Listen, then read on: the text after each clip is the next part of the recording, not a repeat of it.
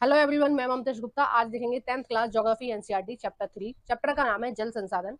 और इस चैप्टर के हमने दो पार्ट पहले कंप्लीट कर लिए हैं। फर्स्ट पार्ट में हमने देखा था जल संसाधन किस तरह से है, उसका प्रबंधन हमें कैसे करना है, संरक्षण कैसे करना है, ये सारी चीजें हमने फर्स्ट पार्ट में कंप्लीट कर ली थी।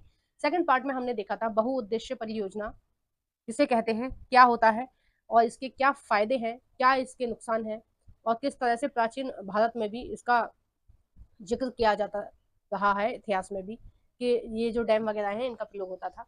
आज हम जो बात करेंगे, ये सारा हमने मैप वगैरह डिस्कस कर लिया था। अगर आपने नहीं देखा है ये थ्योरी वाली वीडियो या इसके एमसीक्यू नहीं देखे हैं, तो इसी वीडियो के डिस्क्रिप्शन में प्लेलिस्ट की लिंक डाल रखी है, थ्योरी वाली भी और एमसीक्यू वाली भी, एसएसटी की। ठीक है, तो आपको थ्योरी देखनी है या एमसीक्यू देखनी है, कुछ भी देखने हैं, आप उस लिंक पर क्लिक करके देख सकते हैं। अगर आपको थ्योरी देखनी है तो थ्योरी वाली प्लेलिस्ट पर क्लिक करना, और आपको एमसीक्यू देखनी है तो एमसीक्यू वाली प्लेलिस्ट पर क्लिक करके देख लेना।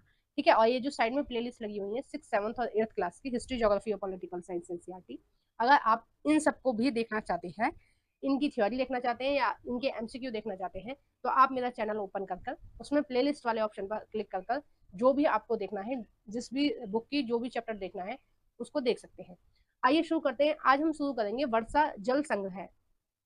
आपको पता है कि बहुत सारी जगह क्या है, जल की कमी है, तो कुछ योजनाएं इस तरह की बनाई गई हैं अलग अलग प्रदेशों में, कि जो वर्षा का जल है उसको इकट्ठा कर लिया जाता है और बाद में इसको पीने के लिए या सिंचाई के लिए प्रयोग में लाया जाता है। ठीक है, मेनली ये जो वर्षा जल संग्रह है ये कहाँ होता है, ये दक्षिण भारत में होता है, क्योंकि दक्षिण भारत में पानी की कमी है, क्योंकि वहाँ भौम जल नहीं मिलता है। भौम जल यानी भूमि का जल, ठीक है, नलकूप या समरसेबल नहीं लगा सकते हैं वहां पर, क्योंकि आपको पता है दक्षिण भारत कैसा बना हुआ है, पठार का बना हुआ है। प्रायद्वीपीय पठारी तो बोलते हैं दक्षिण भारत को। तो आपका ये क्या बोलते हैं, महाराष्ट्र है आपका, तमिलनाडु है, कर्नाटक है, केरल है, ये सब क्या है, ये एक पठारी इलाका है। ठीक है, पठार है ये। झारखंड है, ये सब क्या है, पठार है। तो यहाँ पर समर सेविल लगाकर पानी नहीं ले सकते हैं। तो इसके लिए इसकी वजह से यहाँ पर क्या है, पानी की भारी किल्लत है। अब भारी किल्लत है तो यहाँ पर जो वर्षा का पानी है उसको संग्रहण किया जाता है, उसको इकट्ठा करके रख लिया जाता है। तो ये बहुत पुरानी परंपराएं हैं। और राजस्थान में तो आपको पता ही है कि पानी बिल्कुल है ही नहीं, तो वहां पर वर्षा भी काफी कम होती है। तो जितनी भी वर्षा होती है उसका पानी को इकट्ठा करके रख लेते हैं भविष्य में यूज करने के लिए। नेक्स्ट हम देखते हैं, बहुत से लोगों का मानना है कि बहुउद्देशीय परियोजनाओं से अलाभप्रद असर और उन पर उठे विवादों के चलते वर्षा जल संग्रह तंत्र इसके सामाजिक, आर्थिक और पारिस्थितिकी तौर पर व्यवहारिक विकल्प हो सकते हैं। यानी कि बहुत सारे विकल्प हैं जो जिसकी वजह से हम क्या करते हैं, जो वर्षा का जल है उसको एकत्र करके रखते हैं। अब देखते हैं क्या क्या कारण है। प्राचीन भारत में उत्कृष्ट जलीय निर्माणों के साथ साथ जल संग्रहण ढांचे भी पाए जाते थे। लोगों को वर्षा पद्धति और मृदा के गुणों के बारे में गहरा ज्ञान था। उन्होंने स्थानीय परिस्थितियां और उनकी जल आवश्यकता अनुसार वर्षा जल, भौम जल, नदी जल और बाढ़ जल संग्रह के लिए अनेक तरीके विकसित कर रखे थे। ठीक है, यानी कि भौम जल यानी कि किस तरह से भूमि में से जल निकालना है, वर्षा का जल का प्रयोग कैसे करना है, नदियों से पानी किस तरह से हम यूज कर सकते हैं, तो ये सारी तरीके पहले से ही विकसित थे हमारे भारत में। तो ये कोई नई बात नहीं है, ये बहुत सदियों से चली आ रही है ये चीजें हमारे भारत में। नेक्स्ट हम देखेंगे, पहाड़ी और पर्वतीय क्षेत्रों में लोगों ने गुल अथवा कुल, ठीक है, ये पद्धति का नाम है गुल या कुल। पश्चिमी हिमालय, पश्चिमी हिमालय का मतलब है आपका ये आज का जो पाकिस्तान है ना, वो आपका पश्चिमी हिमालय में आता है। जैसी वाहिकाएं नदियों की धाराओं का रास्ता बदलकर खेतों में सिंचाई के लिए बनाई है। ठीक है, यानी कि कुल के द्वारा और गुल के द्वारा जो पश्चिमी हिमालय है उसमें क्या होती है, सिंचाई होती है। ठीक है, अब विशेषकर कहाँ, पश्चिमी भारत, जो पश्चिमी भारत है, पश्चिमी भारत में क्या आएगा, राजस्थान आएगा। राजस्थान गुजरात किस में आते हैं, पश्चिमी भारत में। पश्चिमी भारत विशेषकर राजस्थान में पीने का पानी एकत्र करने के लिए छत वर्षा जल संग्रह का प्रयोग किया जाता है। ठीक है, ये कुछ कॉलम्स दे रखे हैं, कुछ केस स्टडियां दे रखी हैं, तो इन सबको आप पढ़ सकते हो, समझ सकते हैं। ठीक है, हम मेन मेन चीज देख रहे हैं तो इसको हम नहीं देखेंगे। नेक्स्ट है, पश्चिम बंगाल में बाढ़ के मैदान में लोग अपने खेतों की सिंचाई के लिए बाढ़ जल वाहिकाएं बनाते हैं। बाढ़ जल वाहिकाओं का मतलब होता है कि जो नदी होती है ना, उसको उसमें से छोटी छोटी नाली टाइप की निकाल ली जाती है ताकि सिंचाई की जा सके। शुष्क और अर्धशुष्क क्षेत्रों में खेतों में वर्षा जल एकत्र करने के लिए गड्ढे बनाए जाते हैं ताकि मृदा को सिंचित किया जा सके। यानी कि क्या करते हैं, जैसे ये एक बड़ा खेत है, ठीक है, किसी व्यक्ति का ये खेत है, वो व्यक्ति क्या करेगा, इस खेत में यहाँ की तरफ एक गड्ढा बना लेगा, ठीक है, और इस पूरे खेत का जो ढाल होगा, ठीक है, वो ढाल ऐसा बनाया जाएगा कि वो वर्षा का जितना भी एक्सेस पानी है वो सारा इसमें भर जाएगा, ठीक है। जब इसमें पानी भर जाएगा, बाद में जब उसको फसल के लिए जरूरत पड़ेगी तो इस गड्ढे में से वो पानी निकाल के दोबारा यहाँ की सिंचाई कर लेगा, ठीक है, कोई भी फसल उगाना है उसको उगा लेगा।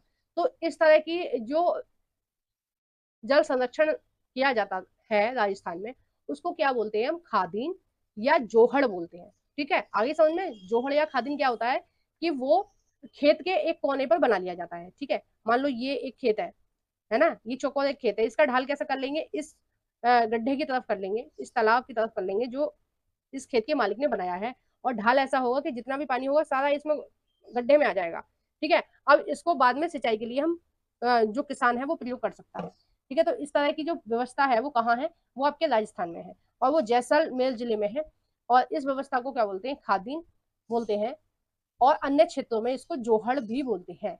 नेक्स्ट है राजस्थान के अर्ध शुष्क और शुष्क क्षेत्रों, विशेषकर बीकानेर, फलौदी और बाड़मेर में लगभग हर घर में पीने के पानी का संग्रहण करने के लिए भूमि टैंक अथवा टंका का प्रयोग किया करते थे पहले, ठीक है। अब क्या हुआ, ये इंदिरा गांधी नहर निकाली गई तो उसके बाद से ये सारी जो चीजें हैं, इन चीजों को काफी हद तक बंद कर दिया गया है, ठीक है। अब जो परंपरागत चीजें चली आ रही थी, तौर तरीके चले आ रहे थे, उनको खत्म कर कर उनको ऐसा लगता है कि भाई नहर से पानी फ्री में मिल रहा है, इन सब चीजों को झंझटबाजी करने की क्या जरूरत है, ठीक है। एक अब देखो खेत के कोने पर एक गड्ढा कर रहे हैं तो वो जमीन खराब ही जा रही है, उसमें कोई फसल तो नहीं उगा सकते उस गड्ढे में। तो इस तरह की चीजों से बचने के लिए अब लोगों ने इस तरह के काम काफी हद तक कम कर दिए हैं, पहले होते थे। अब देखो टंका किसको बोलते हैं, टंका बोलते हैं, देखो खादिन तो आपको पता चल गया कि जो खेत है उसके साइड में एक गड्ढा कर लेंगे और उसका ढलान ऐसे कर देंगे कि पूरे खेत का पानी उसमें भर जाएगा। टंका बोलते हैं कि छत का जितना भी पानी है वो एक पाइप द्वारा, ठीक है, वो किस में पहुंचा देंगे, नलकूप में पहुंचा देंगे, यानी कि नल में भर देंगे उस पानी को, और बाद में वो जब भूमि में चला जाएगा पानी वो फिल्टर हो जाएगा, और बाद में इस नल में से पानी हम पीने के लिए प्रयोग कर सकते हैं। तो ये जो पद्धति थी इसको बोलते थे टंका।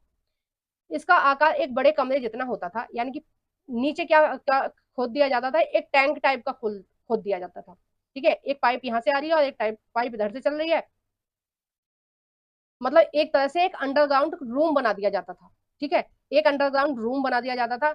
यहाँ का जितना भी पानी है उस रूम में भर जाएगा, और वो जो रूम होता था वो पक्का होता था, ज्यादातर बार वो पक्का होता था, क्योंकि राजस्थान की जो जमीन है वो कैसी है, कितना भी बारिश हो जाएगी सबको सोख लेगी, क्योंकि रेत ही है वहां पर, मिट्टी तो है नहीं, वो क्या है, रेत है, तो सोख लेगी। तो उसके लिए क्या करते थे, वो पक्का बनाते थे सीमेंट का, ठीक है। अब वो जितना भी पानी है वो यहाँ पे भर जाएगा, और बाद में इस पानी को इस हैंडपंप के जरिए निकाल लेंगे, इस हैंडपंप से निकालते रहेंगे, और इसको पीने के लिए या जो भी हम काम के लिए यूज करना है उसको कर सकते हैं। इसका आकार एक बड़े कमरे जितना हो सकता है, ठीक है। फलौदी में एक घर में 6.1 मीटर गहरा, 4.27 मीटर लंबा और 2.44 मीटर चौड़ा टंका था, ठीक है। टंका यह सुविकसित छत वर्षा जल संग्रह तंत्र का अभिन्न हिस्सा होता है, इस जिससे मुख्य घर या आंगन में बनाया जाता है। इसको क्या करते हैं, आंगन में बना देते हैं, यानी कि अंडरग्राउंड एक रूम बना देते हैं, एक पाइप लगा देते हैं और ऊपर हैंडपंप लगा देते हैं।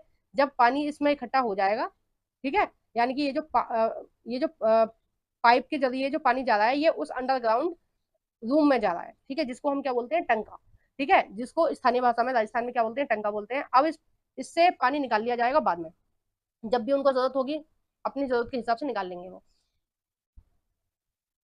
टंका यह सुविकसित छत वर्षा जल संग्रह तंत्र का अभिन्न हिस्सा होता है, जिसे मुख्य घर या आंगन में बनाया जाता है। वे घरों की ढलावा छतों से पाइप द्वारा जुड़े हुए थे।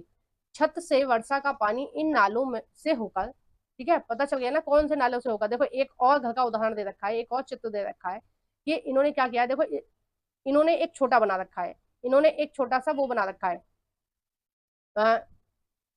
एक बाल्टी टाइप का या एक टैंक टाइप का रख रखा है, ठीक है, एक टैंक टाइप का रख रखा है, और ये छत का जितना भी पानी है वो सारा इसमें भर जाएगा, ठीक है। इस तरह से था। नेक्स्ट है आपका, देखो इसको भी हम ठीक से देख लेते हैं। ये जो चित्र है इसके नीचे क्या लिखा हुआ है, इसमें लिखा हुआ है पीवी पाइप का इस्तेमाल करके छत का वर्षा जल एकत्र किया जाता है। रेत और ईंट का प्रयोग करके जल का छनन किया जाता है, यानी कि जो ये जो टैंक है इसमें थोड़ा सा रेत और थोड़ी सी कंकड़ इसमें डाल दिए जाते हैं, ताकि जो पानी जो वर्षा के पानी में जितनी भी धूल मिट्टी है वो सारी नीचे बह जाए। ठीक है। भूमिगत पाइप द्वारा जल हौज तक ले जाया जाता है, जहां से इसे तुरंत प्रयोग में लाया जा सकता है। हौज से अतिरिक्त जल कुएं तक ले जाया जाता है। कुएं का जल भौम जल का पुनर्भरण करता है। बाद में इस जल का प्रयोग किया जा सकता है। देखो बिल्कुल सेम चीज ही है। एक दूसरा तरीका इन्होंने बताया, एक तरीका ये था कि नीचे एक टैंक टाइप का बना रखा था, ठीक है, इतना बड़ा बना रखा था, एक कमरे, एक अंडरग्राउंड कमरा था, ठीक है, सीमेंटेड, और उसमें इन्होंने क्या किया है, उसमें थोड़ा सा बालू भी, रेत भी होता है, थोड़े से कंकड़ भी होते हैं, ताकि जो पानी है वो शुद्ध हो सके। जो कंकड़ वगैरह है, जो रेत वगैरह है, वो क्या करेंगे, जो पानी की अशुद्धि है उनको अपनी तरफ खींच लेंगे। ठीक है। और जो जितनी भी मिट्टी वगैरह है वो सब नीचे बैठ जाएगी, और ये जो पानी है वो शुद्ध हो जाएगा, और बाद में इसको हैंडपंप द्वारा खींच लिया जाता है। ये सारी चीजें इसमें ये बताई गई हैं इस पैरा में। नेक्स्ट हम देखते हैं,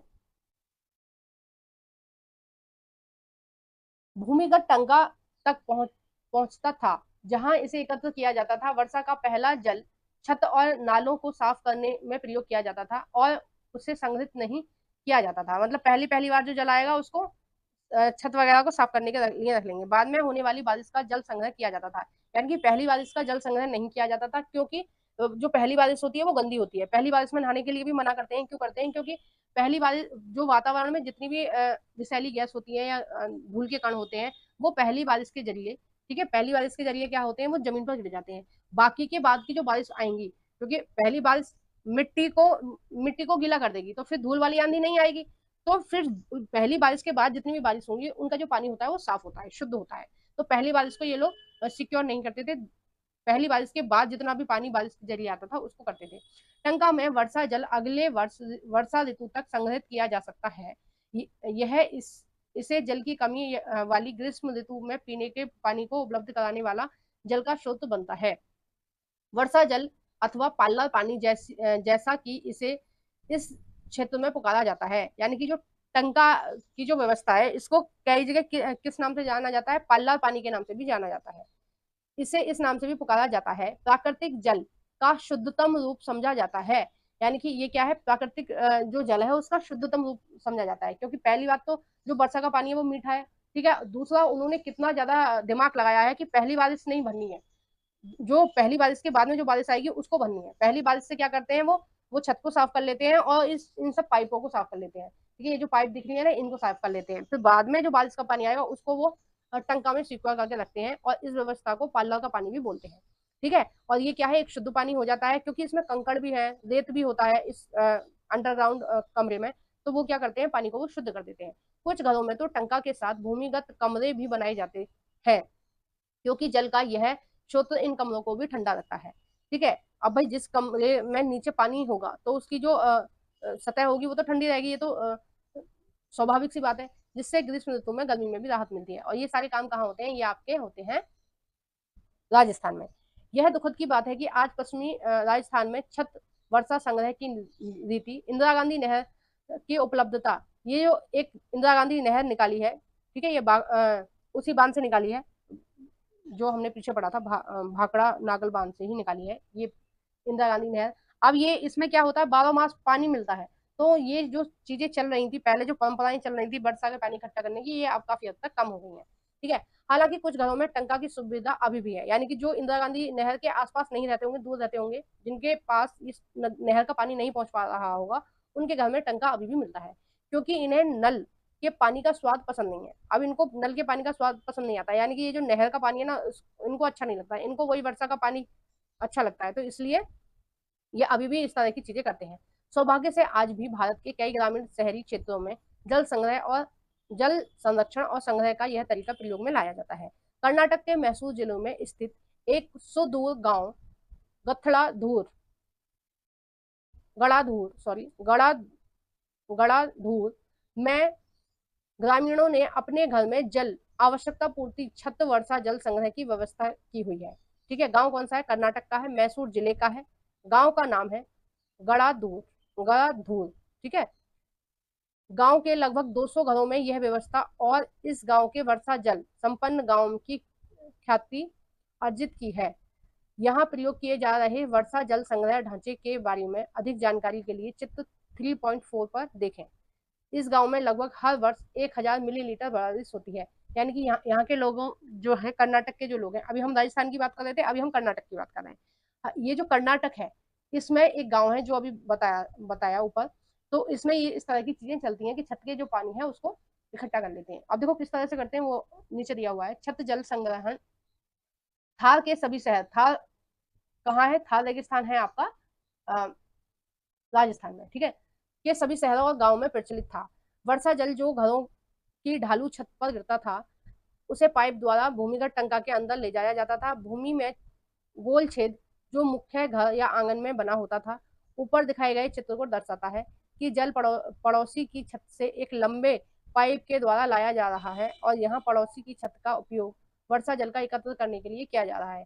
चित्र में एक छेद दिखाया गया है जिसके द्वारा वर्षा जल भूमिगत टंका में भर रहा है, ठीक है। यहाँ पर एक छेद दिखाया गया है, देखो पड़ोस, ये अपनी भी छत का पानी यूज कर रहे हैं और पड़ोसी की छत का भी, एक पाइप से पड़ोसी की छत का पानी आ रहा है और यहाँ पे एक छेद दिखाया जा रहा है, ठीक है। यहाँ पर ये जो पानी है ये कहाँ भर रहा है, ये टंका में भर रहा है, ठीक है। इस तरह की चीजें हैं। नेक्स्ट हमने देखो राजस्थान की हमने देख लिया। अब हम देखेंगे मेघालय में किस तरह से जो पानी है उसका संचय या संरक्षण किया जाता है या उसका प्रबंधन किया जाता है। अब हम देखेंगे मेघालय की कहानी, ठीक है। मेघालय के बारे में बहुत ज्यादा पूछा जाता है और सीटेट में इस तरह के क्वेश्चन आए हुए हैं, टंका से भी आया हुआ है। अगर आप प्रीवियस पेपर देखेंगे तो टंका के बारे में पूछा गया है। उस टंका से क्वेश्चन आया कि टंका की जो व्यवस्था है वो किस राज्य में चलती थी या चलती है, अभी भी है कुछ, अब तो बहुत कम मात्रा में है ना ये चीजें, पहले बहुत ज्यादा मात्रा में थी। और एक चीज और मैं बता दूं कि तमिलनाडु में बहुत सारे शहरों में, गांव में, ये वहां पर बनाया गया है रूल कि आपको जो वर्षा का पानी है उसको संचय करना ही पड़ेगा। अगर आप वर्षा के पानी को संचय नहीं करेंगे और ऐसा पाया गया कि आपने वर्षा का पानी संचय नहीं किया है तो आपके खिलाफ कानूनी कार्रवाई होगी, ठीक है। मतलब वहां अनिवार्य रूप से आपको, मतलब कुछ जगह ऐसी हैं तमिलनाडु में जहां पर पानी की कमी है, वहां पर अनिवार्य रूप से ये नियम बनाया हुआ है कि आपको पानी का संग्रहण करना ही करना है। अगर नहीं करोगे तो आपके खिलाफ क्या होगी, कानूनी कार्रवाई होगी, ठीक है। ये कॉलम कहीं ना कहीं दे रखा होगा, मैंने छूट गया होगा शायद, मैंने इसी चैप्टर में पढ़ा था, ये सीटेट में पूछा हुआ क्वेश्चन है। देखो एक कॉलम दे रखा है इसमें, मेघालय की राजधानी शिलोंग में छत वर्षा जल संग्रह प्रचलित है। मेघालय की जो राजधानी है वो जो शिलोंग है, वहां पर पानी की काफी कमी है, ठीक है। अब मेघालय का एक क्षेत्र है उसका नाम है चेरापूंजी। चेरापूंजी में पूरे विश्व में जितनी बारिश होती है वो सबसे फर्स्ट नंबर पर है, ठीक है। हमारे देश का जो मेघालय राज्य का शिलोंग शहर के पास में एक जगह है जिसका नाम क्या है, चेरापूंजी। चेरापूंजी में, चेरापूंजी और मानसिंह राम में विश्व की सबसे अधिक बारिश होती है। लेकिन देखो कितने अचंभे की बात है कि उससे ही 55 किलोमीटर दूर कौन है, शिलांग। शिलांग क्या है, मेघालय की राजधानी। देखो यहाँ पर चेरापूंजी में और मानसिंह राम में सबसे ज्यादा बारिश होती है, पूरे वर्ल्ड में जितनी भी बारिश होती है उसमें सबसे फर्स्ट नंबर पर चेरापूंजी और मानसिंह राम आते हैं, ठीक है। जबकि इनसे 55 किलोमीटर दूर है, शहर का नाम है शिलांग। शिलांग में जो शहर है वो पीने के पानी की समस्या का सामना कर रहा है, ठीक है। शहर में लगभग हर छत छत में हर घर में छत पर वर्षा जल का संग्रहण की व्यवस्था है, ठीक है। जैसी संग्रहण की व्यवस्था भी मैंने बताई उस तरह की संग्रहण की व्यवस्था कहाँ है, शिलांग में। घरेलू जल आवश्यकता की कुल मांग के लगभग 15 से 25% हिस्से की पूर्ति छत से ही, छत पर जो पानी इकट्ठा करते हैं ना वो उससे ही पूरा कर लेते हैं। 15 से 25% पानी, यानी कि मान लो उन्हें 1000 लीटर की पानी की जरूरत है तो लगभग लगभग 250 लीटर जो पानी का की जरूरत है वो अपनी छत के पानी से ही कोई ही यूज करके कर लेते हैं, ठीक है। अब मेघालय के बारे में यहाँ दिया गया है कि किस तरह से मेघालय में पानी को सिक्योर किया जाता है, ठीक है। उस कॉलम को याद रखना जो शिलोंग मैंने बताया है वो बहुत इंपॉर्टेंट है कि चेरापूंजी में तो पानी की इतनी ज्यादा अधिकता है, लेकिन उसके ही पास में एक 55 किलोमीटर दूर है जो शहर का नाम है शिलोंग, जो उसकी राजधानी भी है मेघालय की, वहां पर जल की किस तरह से कमी है। अब देखिए मेघालय में किस तरह की चीजें हैं। मेघालय में नदियों व झरनों के जल को बांस द्वारा बने पाइप द्वारा एकत्र करके 200 साल पुरानी विधि का प्रचलन है। लगभग 18 से 20 लीटर सिंचाई पानी पाइप बांस पाइप में आ रहा है। देखो ये क्या है, मैं आपको अपनी भाषा में बताती हूँ, ये तो किताब में लिखा है तो थोड़ी कम चीजें समझ में आती हैं। देखो जो मेघालय है वहां पर बांस की खेती होती है खूब, ठीक है, मेघालय में और आपके असम में, आपके अरुणाचल में, इनमें क्या होती है, बांस की खेती होती है खूब, ठीक है। यानी कि वहाँ फ्री में कितने भी बांस आप यूज कर सकते हैं, ठीक है। वहां पर कटोरा भी बांस के बने होते हैं, बहुत सारी चीजें हैं, जो गिलास वगैरह है वो सब बांस के ही बने होते हैं, उनमें वो लोग खाते पीते हैं, क्योंकि वहां फ्री में मिलते हैं ना बांस, इसलिए, है ना। तो वो लोग क्या करते हैं, बांस की पाइप बना लेते हैं, बांस का ऊपर का छोर काट दिया और बांस का नीचे का छोर काट दिया, ठीक है।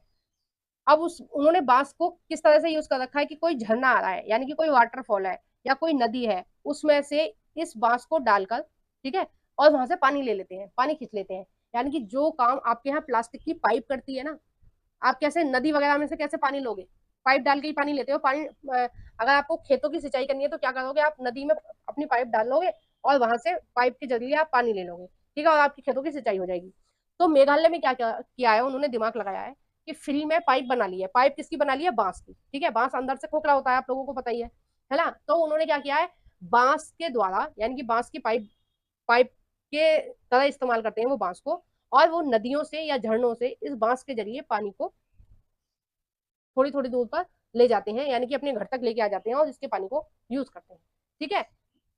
नेक्स्ट है आपका,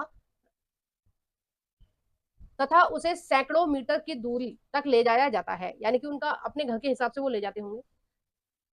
अंत में पानी का बहाव 20 से 80 बूंद प्रति मिनट तक घटकर पौधे पर छोड़ दिया जाता है। यानी कि ये खेतों के लिए भी इस तरह की चीजों का यूज करते हैं, और देखो पीने के पानी के लिए भी। देखो ये नदी जा रही है और इस नदी में ये पाइप सी इन्होंने डाल रखी है जो दिख रही है, और यहाँ से ये पानी आ रहा है, और ये पानी ये इस बांस की पाइप के जरिए ही अपने खेत तक लेके जा रहे हैं, ठीक है। अब चित्र 1 में क्या दिखाया गया है, पहाड़ी शिखर का सदा नीर झरना, सदा नीर यानी कि हमेशा उस झरने में पानी रहता ही रहता है। तो उससे इन्होंने क्या किया है, एक पाइप के जरिए, देखो ये झरना है, इस एक पाइप के जरिए, नदी नहीं है सॉरी, ये झरना है, मैंने मुझे लगा ये नदी जैसा है, नदी नहीं है ये झरना है। तो इस झरने से पाइप लगा रखा है, और गुरुत्वाकर्षण के बल के कारण क्या हो रहा है, पानी नीचे की तरफ आ रहा है पहाड़ से, और ये अपने खेतों के लिए उसको यूज कर रहे हैं। अब चित्र 2 और 3 में क्या चीज दिखाई गई है, देखो 2 और 3 इसकी बात हो रही है। 2 और 3 में क्या दिखाया गया है, बांस से निर्मित चैनल से पौधों के स्थान तक जल का बहाव परिवर्तित किया जाता है, यानी कि अपने खेतों तक ले जाते हैं। पौधों तक बांस पाइप से बनी व बिछाई गई विभिन्न जल शाखाओं में जल वितरित किया जाता है, यानी कि एक पाइप, देखो इन्होंने क्या कर रखा है, आगे जल का वितरण करने के लिए, बांटने के लिए इन्होंने क्या कर रखा है, बांस को काट दिया है, ठीक है, बांस के 2 हिस्से कर दिए हैं। अब इस तरह की ये नाली बन गई है, ठीक है, और उसमें जगह जगह जॉइंट लगा दिए हैं, ठीक है। अब देखो इसमें कैसे इन्होंने एंगल बनाया है, मोड़दार बना लिया है ना, मतलब जहां जिसके खेत है वो अपने खेत तक थोड़ा सा दिमाग लगाया है इन्होंने, और पाइप बांसों की पाइप बनाकर अपने खेतों तक पानी लेके गए हैं, ठीक है। नेक्स्ट है 4th में है, यदि पाइपों को सड़क पार ले जाना हो तो उन्हें भूमि पर ऊंचाई से बांध लिया जाता है। अब देखो अब ये पाइप जा रही है, अब रोड पर ले जाएंगे तो क्या है कि इनके ऊपर से बाहर उतरेंगे तो ये जो बांस है ये खराब हो जाएंगे, टूट जाएंगे, बेकार हो जाएंगे। इन्होंने क्या किया है, ऊपर से ऊपर ही लेके गए, यानी कि यहाँ से कोई झरना होगा यहाँ पर, और उस झरने में से ये पाइप लगाई होगी, और फिर ये यहाँ पर इसको मतलब एक तरह से ब्रिज बना दिया है इन्होंने, ठीक है, जैसे ब्रिज पे हम ऊपर चलते हैं ना, वैसे इन्होंने बांसों का ब्रिज बना रखा है। देखो कितनी अच्छी तकनीकी हैं और पहले से चली आ रही हैं, लेकिन आजकल हम सारी चीजों को जो परंपराएं बनी हुई हैं उन सबको खत्म कर दे रहे हैं। देखो कितनी बढ़िया ये पाइप बनाई हुई है, ये सिस्टम मुझे बहुत सही लगा, और फ्री का सिस्टम है ये बिल्कुल। चित्र 5 और 6 में संकुचित किए हुए चैनल सेक्शन तथा पथातरण इकाई जल सिंचाई के अंतिम चरण में प्रयुक्त की जाती है। अंतिम चैनल सेक्शन से पौधे की जड़ों के निकट जल गिराया जाता है। हाँ वही चीज है जो मैंने ऊपर आपको बताई। नेक्स्ट जो है ये शायद ऊपर का छूट गया है ना, देखो तमिलनाडु वाला मैंने बताया था ना, देखो ये एक कॉलम दे रखा है, मैं सोच रही थी कि कहीं ना कहीं था, मैंने तमिलनाडु का पढ़ा था। तमिलनाडु एक ऐसा राज्य है जहां पूरे राज्य में हर घर में छत वर्षा जल संग्रहण ढांचे का बनाना आवश्यक कर दिया गया है। इस संदर्भ में दोषी व्यक्ति पर कानूनी कार्रवाई होगी। यानी कि तमिलनाडु एक ऐसा राज्य है जहां पर, अच्छा मैंने आपको बताया कि कुछ स्थानों पर नहीं, पूरे राज्य में, ठीक है, इन्होंने क्या बोल रखा है, पूरे राज्य में, मैंने गलत बता दिया आपको, ये क्या था, पूरे राज्य में था, कुछ स्थानों पर नहीं था। तमिलनाडु एक ऐसा राज्य है जहां पूरे राज्य में हर घर में छत वर्षा जल संग्रह ढांचे का बनाना आवश्यक कर दिया गया है। इस संदर्भ में अगर किसी व्यक्ति ने अपनी छत पर वर्षा का जल जो है वो संग्रह नहीं किया, तो उसको, अगर ऐसा पाया गया कि किसी व्यक्ति ने अपने छत का जो पानी है उसका रीयूज नहीं किया है, तो उस पर कानूनी कार्रवाई होगी, यानी कि जेल वेल भी हो सकती है। तो ये चैप्टर यहीं समाप्त हो रहा है, और इस चैप्टर को समझाने में थोड़ा सा टाइम लगा है, 3 पार्टों में कवर किया गया है, क्योंकि मैं चाहती हूँ कि चीजों को आप डिटेल में समझें, अगर आपके एग्जाम में कोई भी क्वेश्चन आता है तो आपसे ना छूटे। अब इसके बाद आएंगी इसकी एमसीक्यू की वीडियो, ठीक है, 2 पार्टों में हम इसके एमसीक्यूज को कंप्लीट करेंगे, ठीक है, एमसीक्यू के भी 2 पार्ट आएंगे। तो अगर आ, आपको वीडियो मेरी अच्छी लगी है तो कमेंट बॉक्स में बताइए, और अगर आपको वीडियो मेरी अच्छी नहीं लगी है, कोई भी कमी लगी है, तो भी आप कमेंट कीजिए, और जो भी मेरी गलतियां होंगी वीडियो में तो मैं उनको मैं सुधार करने का कोशिश करूंगी। और अगर मेरी वीडियो आपको बहुत अच्छी लगी है तो प्लीज़ लाइक कर देना, और लाइक तो प्लीज़ कर ही देना, चाहे कमेंट करो ना करो, लाइक प्लीज़ करके जाना।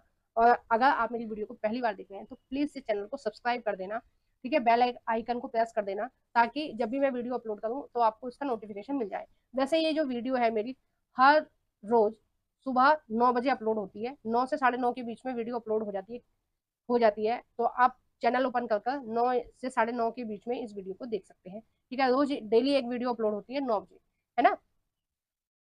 तो अगर आपके कोई भी फ्रेंड 10th क्लास में पढ़ रहे हैं, या फिर टीजीटी पीजीटी एसएससी, या सी टेट की तैयारी कर रहे हैं, या फिर डी ट्रिपल एसपी की तैयारी कर रहे हैं, किसी भी तरह के टीजीटी पीजीटी की तैयारी कर रहे हैं, तो उन सभी फ्रेंडों के साथ मेरी इस वीडियो को आप शेयर कर सकते हैं। Thank you for watching everyone.